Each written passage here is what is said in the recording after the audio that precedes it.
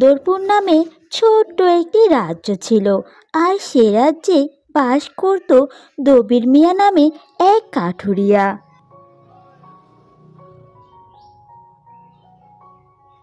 দবির মিয়ার স্ত্রী এবং পুত্রকে নিয়ে বেশ সুখে তাদের দিন কাটছিল।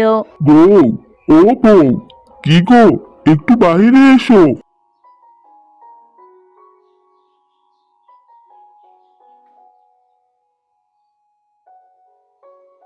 আমি কাঠ কাটতে চাইতাছি, তুমি পোলাটারে দেখা রাখো। তুমি তো কিছুই খাওনি, কয়টা খেয়ে যাও। না বউ, এখন আর কিছুই খাবো না। আগে কাঠ কেটে বাড়িতে ফিরে আসি, তারপর না হয় খাবো।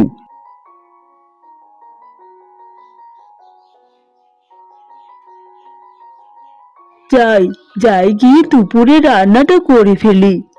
এই কথা বলে দবির মিয়া কাঠ কাটতে চলে যায় আর রহিমা চলে যায় রান্না করতে।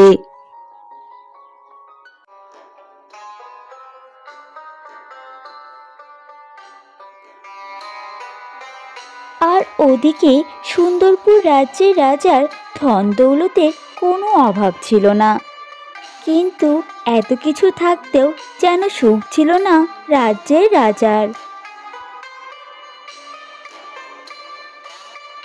এ কি মহারাজ, আপনি এখানে একা একা বসে আছেন যে, কিছু কি ভাবছেন?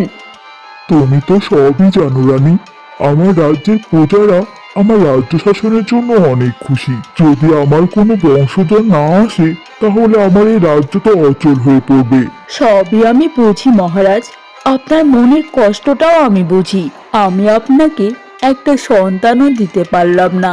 সন্তানহীন রানী হয়ে আমার যে বড্ড কষ্ট হয় মহারাজ, সবই আমার দোষ। না রানী, এই কথা বলো না। তোমার কোনো দোষ নেই, এটা আমার ভাগ্য। বিধাতা চাইলে একদিন আমাদের সবই হবে। মহারাজ, আমি একটা কথা বলি কি, আপনি আরেকটা বিবাহ করেন। আমি চাই না আমার জন্য আপনি সারা জীবন নিঃসন্তান হয়ে থাকেন। এ কি বলছো কি তুমি? এই কাজ আমি কিছুতেই করতে পারবো না রানী। আমি ঠিকই বলছি মহারাজ, আপনার কষ্ট আমি যে আর চোখে দেখতে পারছি না। আমি তোমাকে বড্ড ভালোবাসি রানী। আমি তোমাকে ছাড়া অন্য কিছু ভাবতে পারি না। আমি অন্য কোনো উপায় ঠিকই বের করে নিব, তাও অন্য কোথাও বিবাহ করব না। এই কথা বলে রানী কাঁদতে থাকে। এদিকে দবির মিয়া কাঠ কাটতে গিয়ে হঠাৎ করে একটা মেয়ের কান্নার আওয়াজ শুনতে পায়। এই জঙ্গলে আবার কে কান্না করছে? যাই তো গিয়ে দেখি।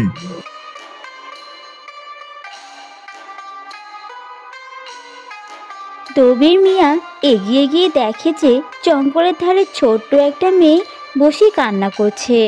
কি হয়েছে তোমার? তুমি এখানে বসে বসে কান্না করছো কেন? এই জলাশয়ে আমার একটি নূপুর পড়ে গিয়েছে, আর একটি আমার কাছে।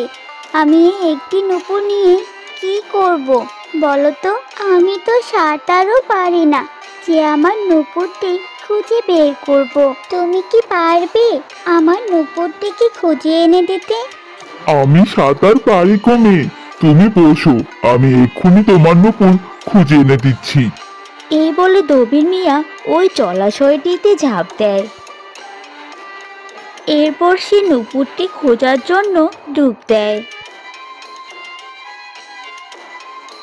সে জলাশয়টিতে ডুব দেওয়ার সঙ্গে সঙ্গে যেন চলে যায় সোনা, হিরে, মুক্ত, জহরতের দেশে। চারিদিকে সোনা, হিরে, মুক্ত যেন ছড়িয়ে ছিটিয়ে আছে।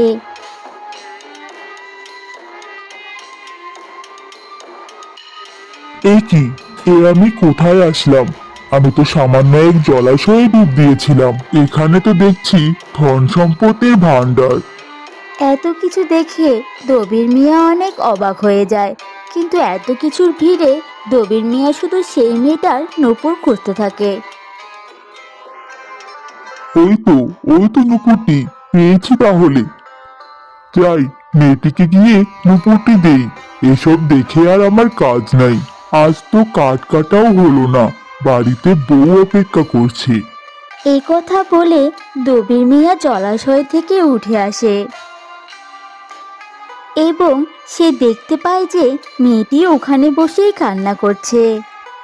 আর কান্না করো না গো মেয়ে, এই তো তোমার নূপুর আমি পেয়েছি, সঙ্গে করে নিয়ে এসেছি। পেয়েছো আমার নূপুর? তোমাকে যে কি বলে ধন্যবাদ দিব তা বলে বোঝাতে পারছি না। কিন্তু তুমি জলাশয়ে কি শুধু নূপুরই দেখতে পেয়েছো, আর কিছু পেলে না দেখতে? হ্যাঁ গো মেয়ে, সেই কথাই তো বলছি।